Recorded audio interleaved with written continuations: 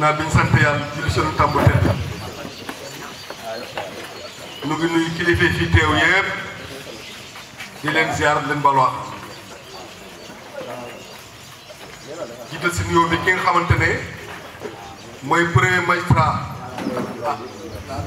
di nuyu ki nga xamante ne mooy sous-préfet de l'arrondissement de Diamniadio muy madame Youm on parle de l'administration tey moo fi teewal préfet teewal fi gouverneur teewal fi ministre de l'intérieur teewal président de la république kon si teewaayam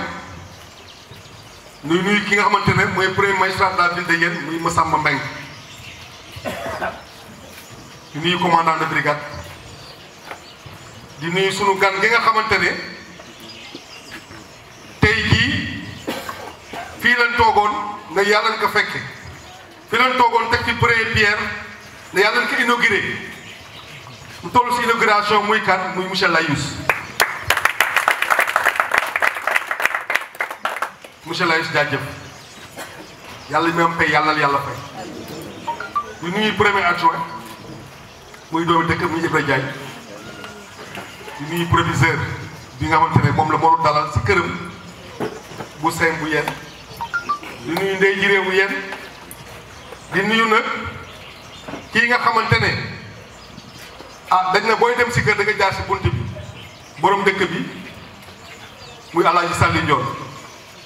waaye kii ka teewal muy Alaaji Su Njoon bii toog mooy représentant chef de village monsieur le maire monsieur Layous ma leen di seede ne Alaaji Sàlli mu ngi leen di nuyu di am nag lu ko métti lool bëggoon a fekk lii am jarbaatam buy ngénte sa biir bi yàggi moo ko traité teewe lii kon mu ngi leen dalal jàmm di rafetlu bis bii tey di nuyu chef de village bu Yène Kaw di nuyu chef de village bu Yène bu Nita di nuyu jaraaf Ousseynou Mbengue dañuy joxe ñaan rek comme ça ñu commencé programme imam mu ne ku nekk na def Fatiha salaatul Fatiha bismillah yàlla yàlla def jàmm kon bu ko defee rek dañuy jox chef de village Alaaji Si Njoon mii nga xamante ne nag mooy chef de village bi ñaanal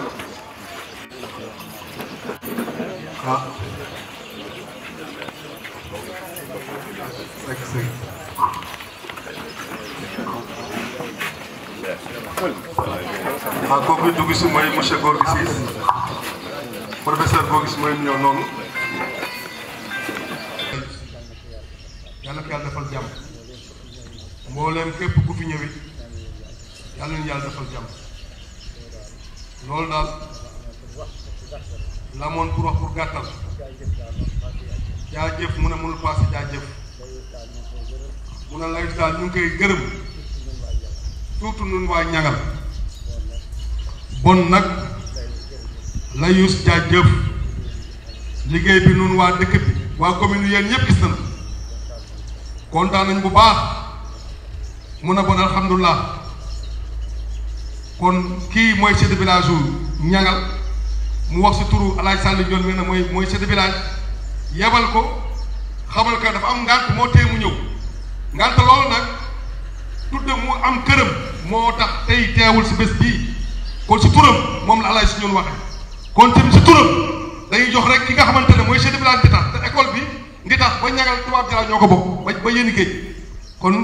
Sidé Ndoye li ma ji wax mooy kontaan si geste bi monsieur Layous parce que loolu ñu soxla parce que jàppale na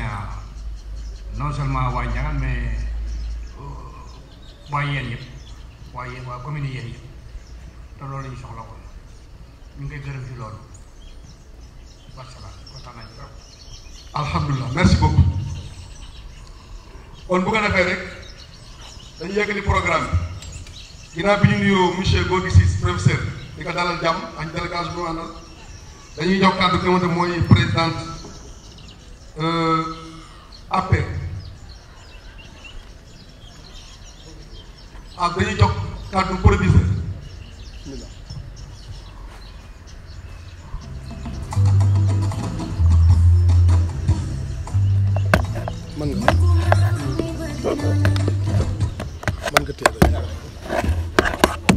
Assalamu alaikum. maa ngi nuyu ñëpp ñu fi teewu commencer par monsieur le maire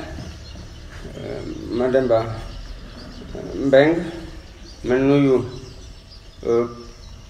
sous-préfet Diamniadio ma nuyu imam yi fi nekk délégué de quartier yi nuyu commandant de la brigade de gendarmerie maa ngi nuyu ñëpp kontaan naa ci bés bi. Il y a quelques mois de cela defoon nañu fi benn cérémonie pour defar bloc administratif bi léegi yàlla def naa sotti na vraiment kontaan naa si léegi damay def sama discours pour me préparer en français merci.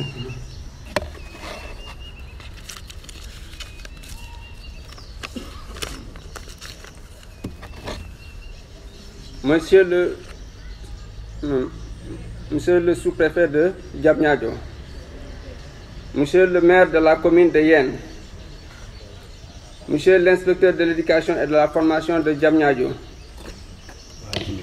Messieurs les chefs de village,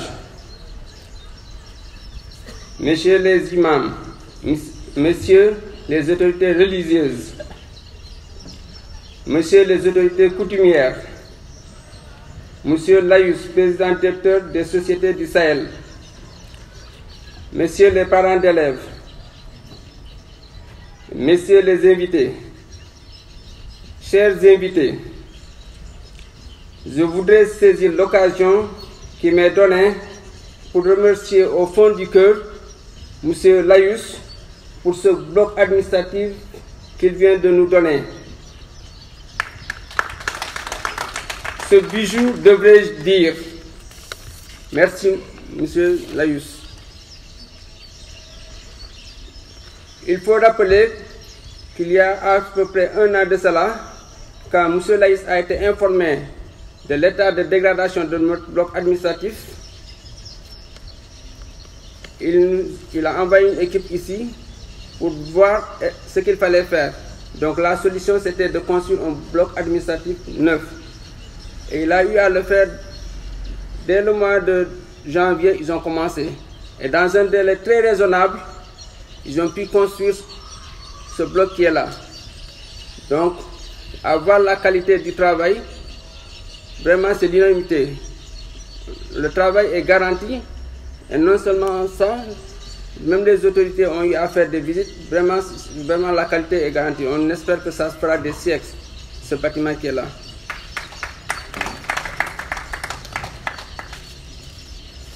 Donc, je dirais, cet édifice change le visage de notre lycée. Et ça va permettre au personnel administratif et professoral de travailler dans de très bonnes conditions.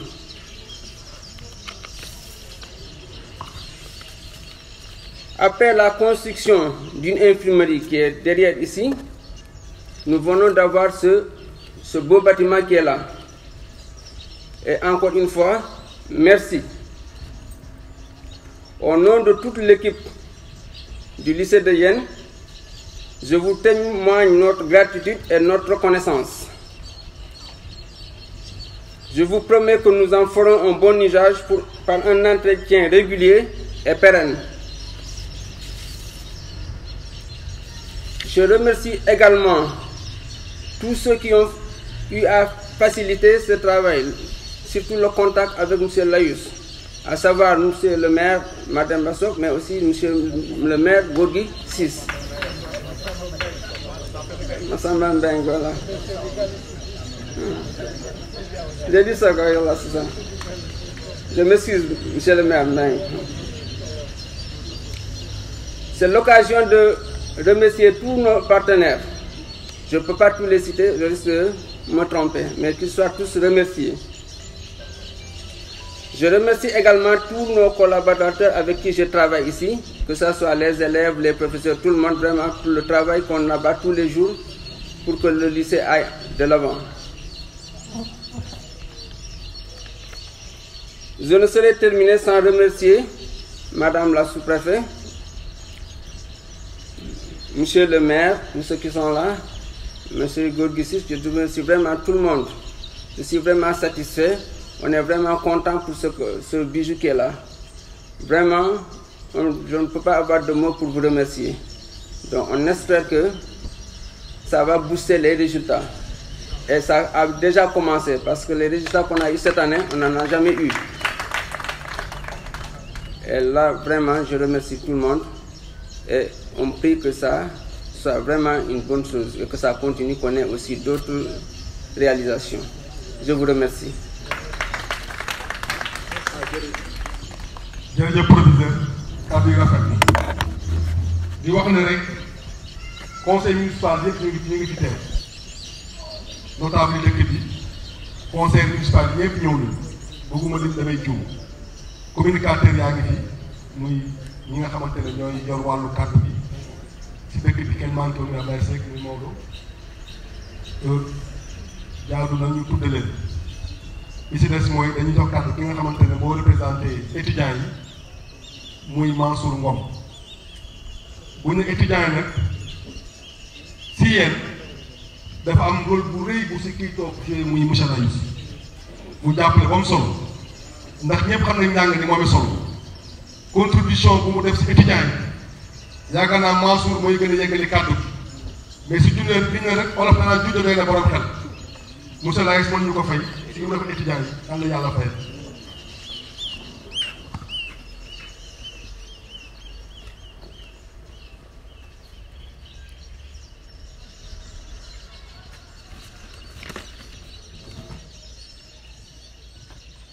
Madame la sous-préfet de Diamniadio, Monsieur le maire de la commune de Yen, Monsieur Lerfale Layus, Monsieur Gorgui Ciss, Monsieur le proviseur, chers invités, c'est avec un immense plaisir et une profonde gratitude que je me tiens aujourd'hui devant vous en tant que représentant de l'ASET pour cette cérémonie d'inauguration du bloc administratif de notre lycée. Cet événement est bien plus qu'une simple formalité. Il symbolise l'engagement, la générosité et l'espoir pour notre avenir commun. Nous vivons aujourd'hui un moment historique pour notre établissement et pour notre communauté. La réflexion de ce bloc administratif financé par notre parrain, M. Lerfale Layus, est un geste transcendant les mots. Il ne s'agit pas seulement de briques et de ciment, mais d'une vision claire pour l'éducation, d'une croyance en notre potentiel et d'un soutien indéfectible pour toute la jeunesse yennoise. Monsieur Lerfale Layus,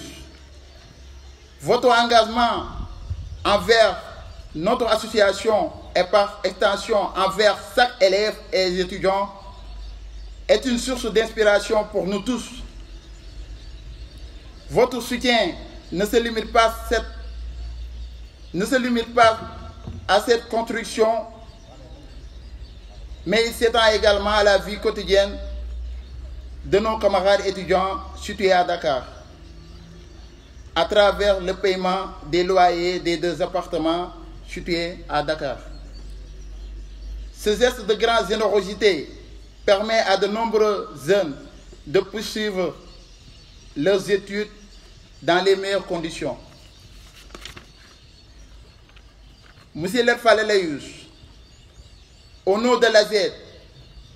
au nom de tous les élèves et étudiants de Dialaw, nous vous renouvelons notre reconnaissance infinie et que votre exemple guide d'autres âmes généreuses à suivre votre sommet. Nous remercions vous tous et nous disons vive l'éducation, vive l'ASET et vive Dialaw. Salam alaikum mbooloo mi nga xamante ne ni ñoo teew fii ci lycée de Yène ñoo ngi leen di nuyu yéen ñëpp di leen ziyaare di wax ni wax dëgg yàlla ki nga xamante ne nii mooy parrain bi di monsieur Lat Falla Layousse li nga xamante ne nii defal na ko mboolem yéen li nga xamante ne nii defal na ko ñun ñi nga xamante ne nii ñooy étudiant Jalaaw yi di leen wax ni monsieur Lat Falla Layousse mi nga xamante ne nii moo toog tey jii ñu koy inauguré li nga xamante ne tey mooy bloc administratif bi dafa nekk koo xamante ne nii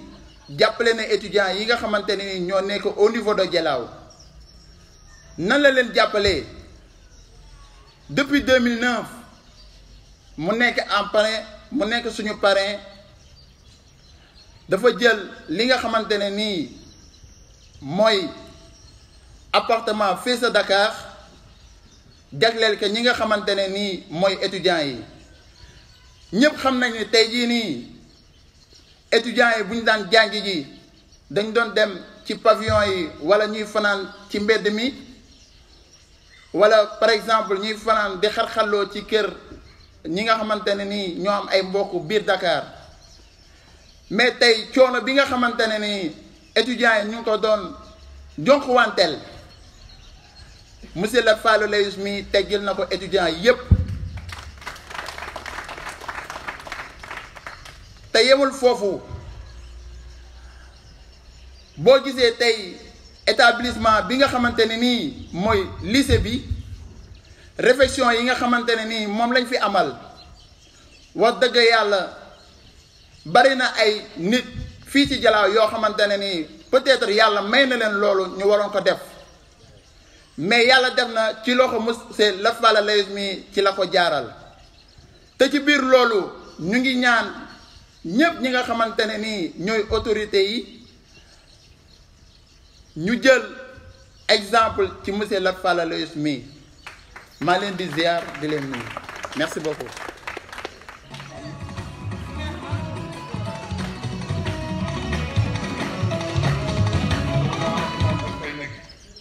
te coow li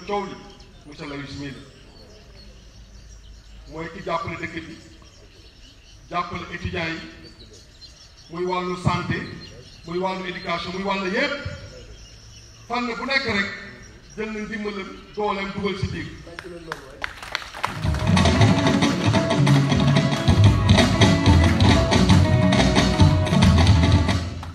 kon bu yaa dogalee tey mu tegoon pose première pierre bii nag incha allah dans 6 mois dans 8 mois si kantoon yàlla dara changé ñu war ko inauguré tey ñu ne yàlla ko fekk si bismillahi rahmaani rahim yàlla ko fekk alhamdulilahi rabbil alamin lu fekk alhamdulilahi rabbil alamin kon dañuy sant yàlla bu baax kon kàddu gi moom mi moo ko moom kon monsieur Layousse à vous la parole.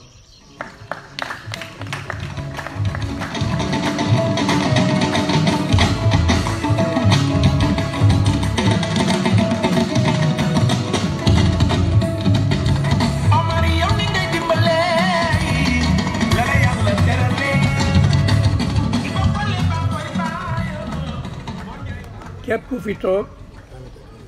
maa ngi lay nuyu di leen sant di sant sama borom di ci am importance nañuy sant yàlla ndax lépp lu ma fi def yàlla sama borom moo ma ko jox te moom laa gëm wane naa ko du benn du ñaar il y a 5 mois sampoon nañu première pierre pour defar le bâtiment administratif ndax gis naa ne élève bu amee étudiant bu amee ki ko diriger mooy proviseur bi ak professeur yi ak instituteurs yi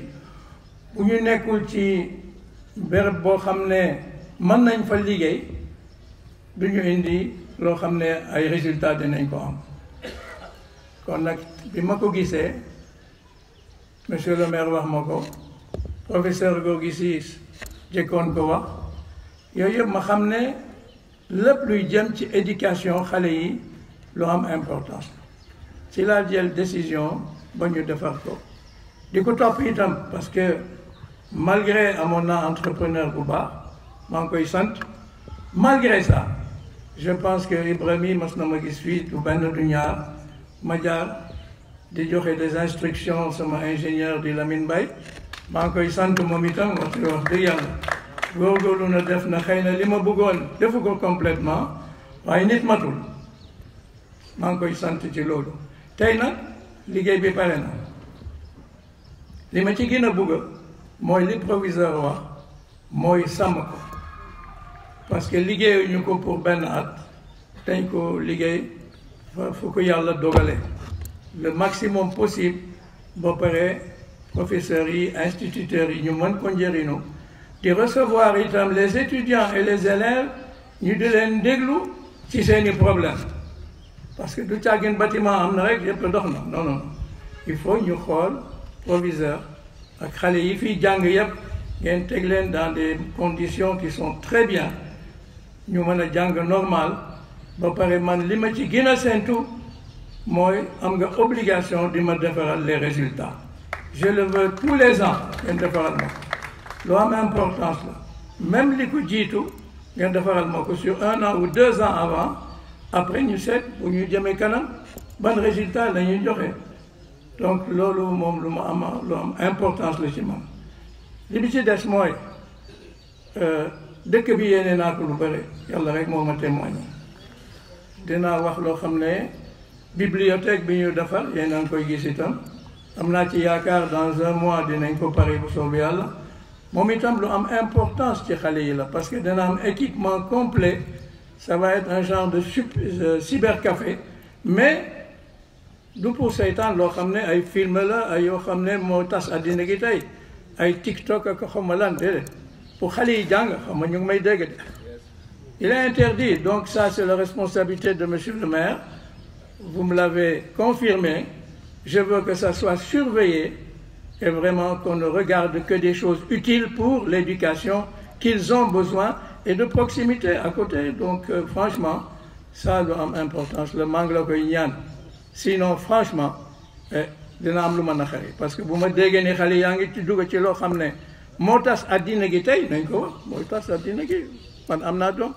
il a 18 ans et je le vois dama koy interdire yenn yi dama obligé di def code parental dama leen koy wax bu dul loolu mu dérivé donc kooku manque la koy ñaan ko waajur parce que itam xale yi duñ leen bàyyi ci li ñu nekk malgré difficulté yi am kon nag lépp lu jëm ci lycée bi monsieur le maire tout à fait disposé vous me ferez aussi les besoins scolaires tout ça pour la fourniture et je ne manquerai pas également de vous répondre là-dessus li ci war dinaa ko def quant à nos étudiants qui sont à Dakar Ibra Diagne xam na ko bon j'espère que ça a servi le jeune de la SER l'a confirmé et ça me fait plaisir que vraiment ils se retrouvent bien et que ils étudient dans de bonnes conditions xam naa ne matul war na ma ne matul il manque beaucoup de choses waaye nag on le fait au fur et à mesure suivant ce que je peux faire je le ferai et vraiment ba pare ñaanal leen ñoom itam ñu continuer réussite et ce qui fait que réew mi ce sont ces jeunes-là qui sont l'avenir de demain ces jeunes-là ñooy avenir de demain moom laay wax sama doom ma ne ko il faut que tu parles le wolof c'est la priorité des priorités boo waxul wolof rek dinaa la mere c'est une condition il y a son tuteur qui est là Ana Cheikh Badiane il est là tiens mu ngi may jël il a été son tuteur daal je l'ai chargé de lui et je lui ai dit da nga war a wax wolof xamuloo lu ëllëg peut-être mën nga nekk président de la République ah où est le problème bu fekkee yaa ngi liggéeyal réew mi je ne vois pas pourquoi doo fi nekk ça dépend donc tey vraiment kontaan naa ci wax ji yëpp du ma guddal wax ji trop xam leen ne daal li ma yéene lépp loo xam ne ci éducation santé dëkk bi li ci wax lu ma man bu ma yàlla dimbali dinaa ko def ci xol mu rafet ak xol mu sedd jërëjëf ci seen i teewaay merci jërëjëf. merci monsieur Layous kon ñu andi Capa rek Capa mu ngi leen benn spectacle.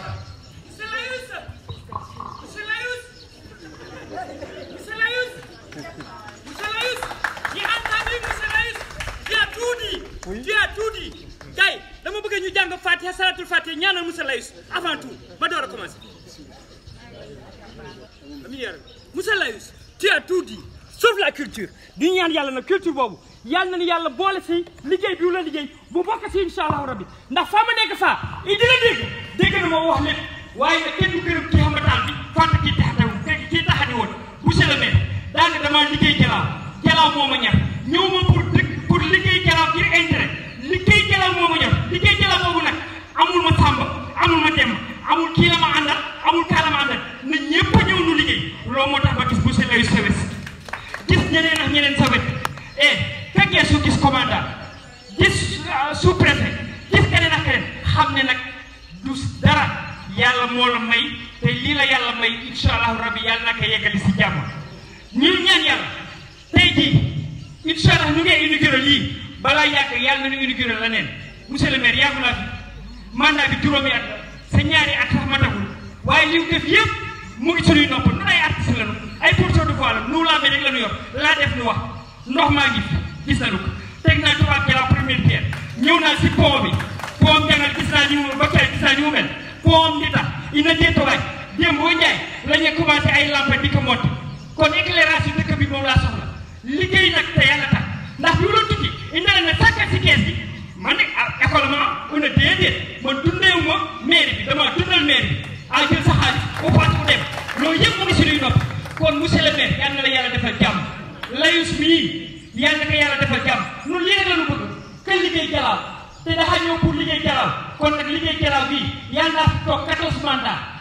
yal naa fi def 14 mandats monsieur le maire waaye nag mais nga laa sant ma sant kay dama doon waaj a ndékki mais dama déggal Layus wax rek moo tax ma ñëw wax ma mburu ak ma kii monsieur Layus ba nu fàtte culture ba ko fàtte culture de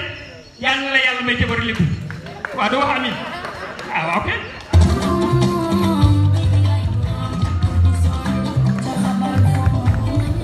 maa ngi nuyu ñëpp di leen gërëm di leen sant di jiital ci nuyo bi monsieur madame Youm adjointe sous-préfet bu Diamniadio madame Youm ñu ngi lay dalal jàmm ci sa dëkk ci sa kër ñuy teg monsieur Layus monsieur Layus maa ngi wax monsieur Dieye ne ko monsieur Layus lébu la waa Tëngéej la ak waa Yeen juddoo Tëngéej dëkk Yeen moom lébu la comme ñun donc ñu ngi koy teeru di ko tatagal di ko ñaanal yàlla di teg ci nuyoo bi chef de village yi fi nekk teew fi commandant de brigade ñu ngi lay nuyu ñu ngi lay ziar professeur Gorgui Ciss ñu ngi lay nuyu di la dalal proviseur u lycée bi ak étudiants yi yëpp ñu ngi leen di nuyu di leen ziara di leen dalal invité yi ak ñëpp ñu fi teew tey ak jigéen ñi nga xam ne ñëw taaral bés bi ñoom ñëpp ñu ngi leen di nuyu di leen ziar li nga xam ne lii moo ñu fi dajale comme ni ñu ko waxee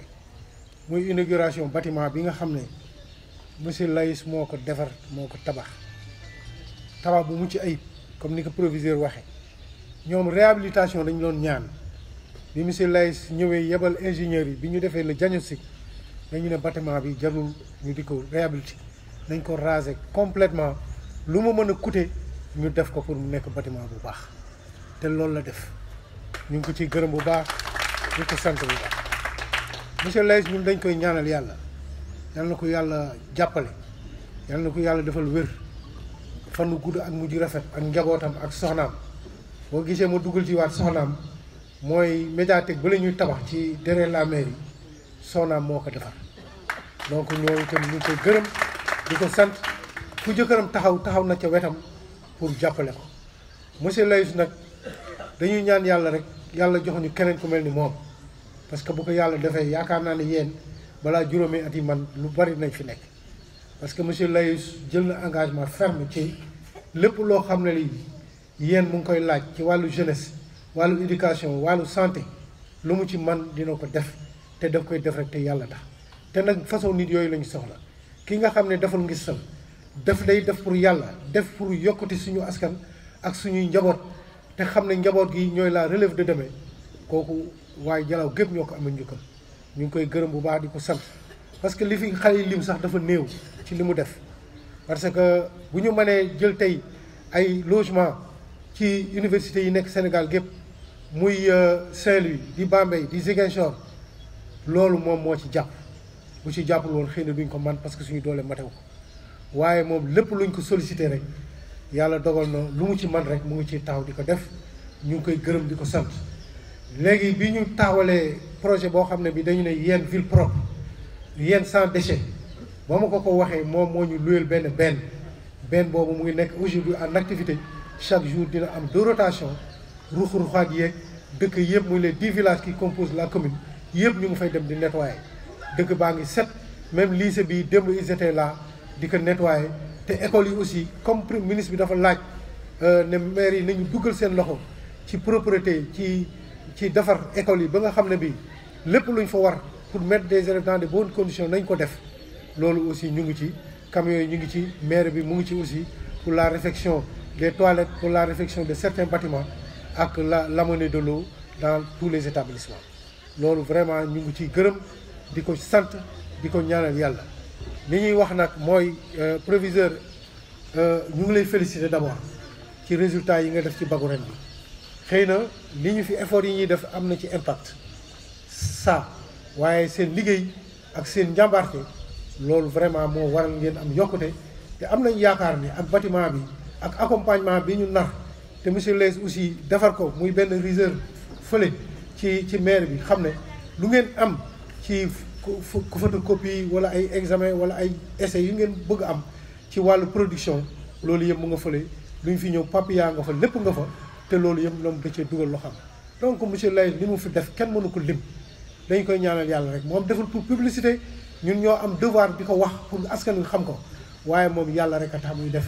te loolu lay wane bés bu jot te luñ ko sollicité rek lu mu ci man aussi mu ngi koy taxaw di ko def ñu ngi koy gërëm di ko sant di ko ñaanal yàlla di wax proviseur bijou bi na ngeen ko téye ak téeméeri loxo entretenir ko toppatoo ko ba ëllëg gin siba lépp lu ñu warloo war ko def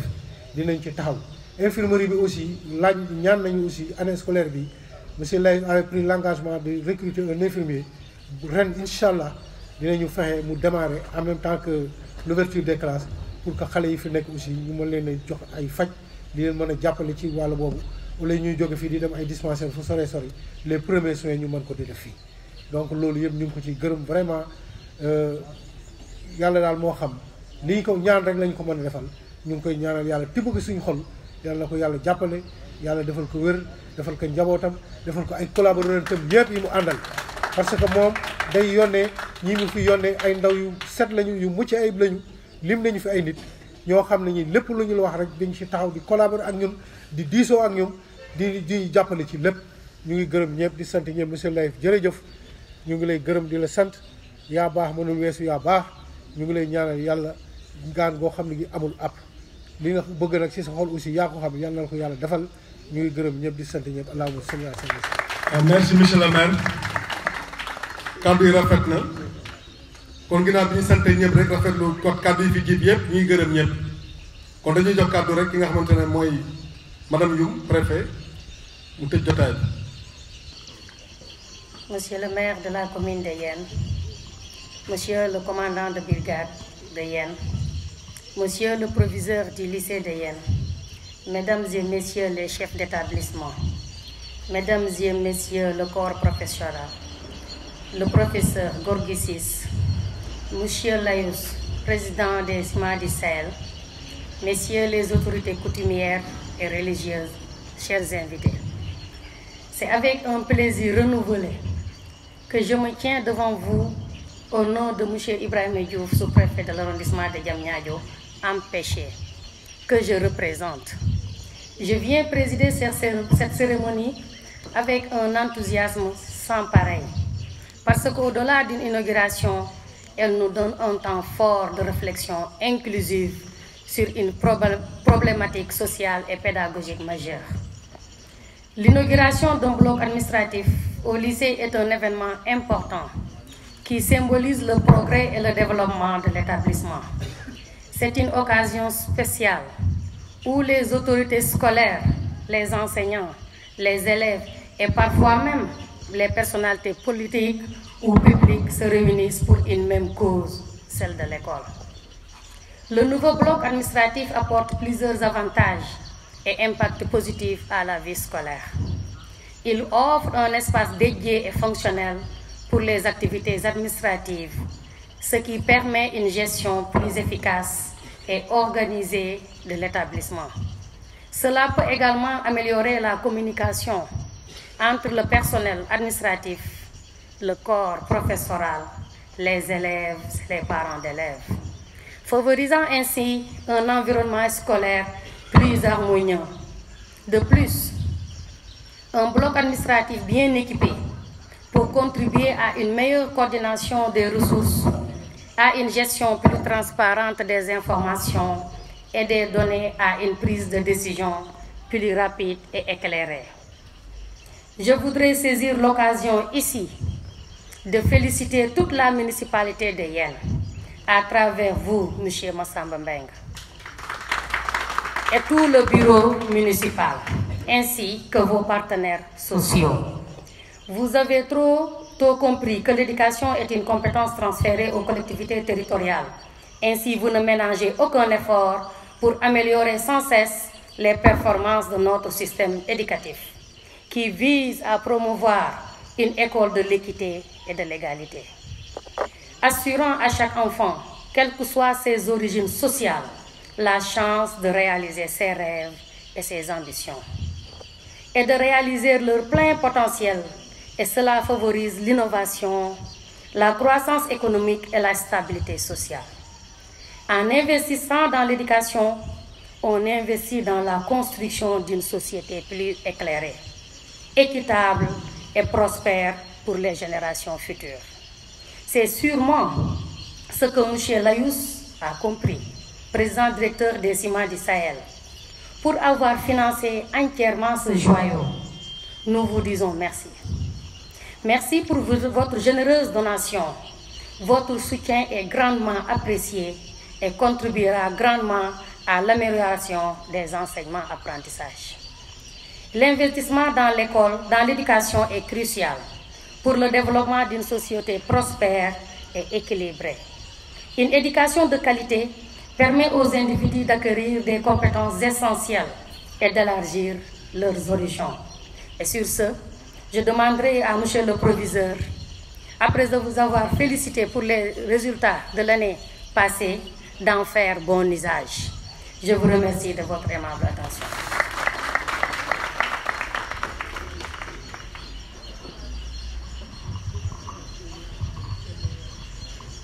jërëjëf sous-préfet kon ñaari programme moo des bu ñu couper bandeau bi en même temps def cocktail on coupe le bandeau.